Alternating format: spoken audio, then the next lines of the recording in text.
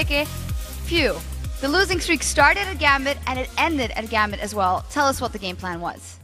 Well, the game plan was like every other game pretty much, but this game I think we were more confident. We wanted to play. We lost so many times that we knew what we were doing wrong. And game after game we were saying we have to do this, we have to do this, we have to do this, and we tried. And this game is the first game that everything worked out. We got an early lead, like many of the games we did, but we didn't throw it. We actually capitalized on objectives like crazy. If they take something, we take something in exchange. We never let them do anything. And it was the first day that we play without mistakes, pretty much. It was incredibly good to see. I mean, you guys ran that poke composition. You had the Sivir, the Nidalee, and the Lulu. Did you want to play a poke-heavy game? Because you never really picked fights, but your composition didn't lend itself to that. Yeah, we wanted to pick those three. My team wanted to pick Gragas early to have more damage, but I wanted Nidalee because I think it fits a lot better with that setup. Like, we can move around super fast, and I felt confident that with Nidalee, I will annoy them a lot with the setup they had because they didn't have any heal or shields, anything to sustain. So pretty much once we had that setup, we said just go equal, and when it comes to team fight, poke until we engage, and Wukong can one-shot someone with a spear and Lulu burst. So you went for that Nidalee, so of course it worked perfectly in the poke comp, but you've been struggling a little bit the last couple of weeks finding the right things to play. How do you feel that your performance was now and going into the next matches? My performance, you mean individual or team, or both? Individually. Individual. I think I played, except for 1 or 2 games, I played the same in every game. In some games I was doing good in lane, in some games I was doing bad, in some games I was doing equal. It never really mattered, because like the first 7 games we won, some of the games I died in lane, then in teamfights we will be stronger.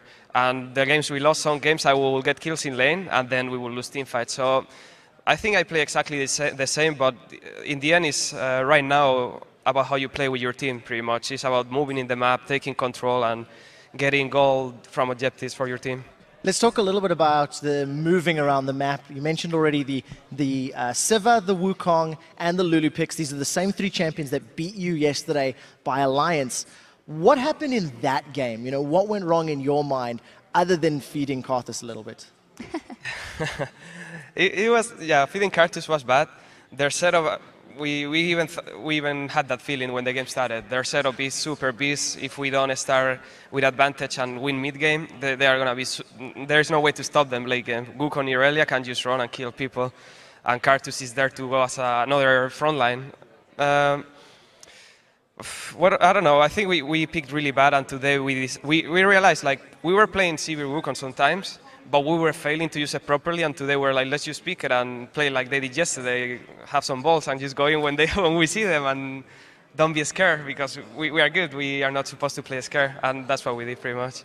If we take a step back and look at the league, losing to Alliance and an epic win versus Gambit, are those things that you find important, that those are the teams that you had these rivalries with for a long time? Are these bigger encounters for you than the others?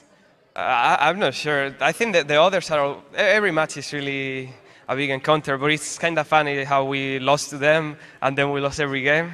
And now they are the ones that we get the first win against. It's kind of funny, no? That the first game that we play super good is against them, not last week, not yesterday, not next week. It's kind of funny. Make it more... Make you think about it, actually, that there is something there. So I've got a question about this now, because it took 8 games lost back-to-back to finally get now what was effectively a perfect performance. Why did it take so long for you to iron out all of the problems? We've been hearing from every single member of Fnatic on Facebook, on Twitter, on Reddit. Why now? Why today? No idea. It took so long. Like we knew the problem, and we were just trying to fix it, but it's like I told them that every game there was someone making a mistake, we didn't play properly the setup. There was always a mistake happening in every game. We never were fully, all of us fully confident into the game. Like today we were like, okay, let's just play, let's have fun, play an OP setup that we know we can win with, and since we are good players, we should win because the setup is good, and just don't care about winning or losing, just care about playing the game. And it seems like it worked out better than the others. Yeah, it absolutely did. Rekel said in the great feature we saw about you guys, where you guys were pretty emotional, he said, at one point, I felt like we were letting it go too far. It signals to me that you kind of had a controlled chaos going on, but at what point did it go too far for you guys in losing, and how do you manage to pull that back? I'm not sure. Like it was a chaos at some point because at first you lose some games and it's fine. You see the mistakes. You are like, okay, we did this mistake. We can fix them. Then you play again and you do the mistakes again, and then you do it again. And then the game you don't do those mistakes. You play bad in lane or you do other mistakes. Then it really gets into your head because you are reading all the comments, what people say. You play bad, and the game you don't do something bad. You do something else bad, and at some point you just lost confidence in yourself. You don't believe that you can do what you were doing before. You start thinking, what were we winning games before and not now? What was I doing different? You really look at what you were doing, and you cannot get with what it is. And I think pretty much it's just about the mind, like about not thinking too much about it. Like if you lose, and forget about it. So I've got quite a serious question now because the two sides of Fnatic that we've seen, you guys go 7-0. And I'm going to say it quite bluntly, the confidence went to your heads. We heard it in the feature. You guys were all saying, we thought we could win everything. Then you lose 8 games in a row. All of the negativity gets to your head, and you start thinking we're going to lose everything. How do you ensure that both extremes do not happen going into the last few weeks of the split?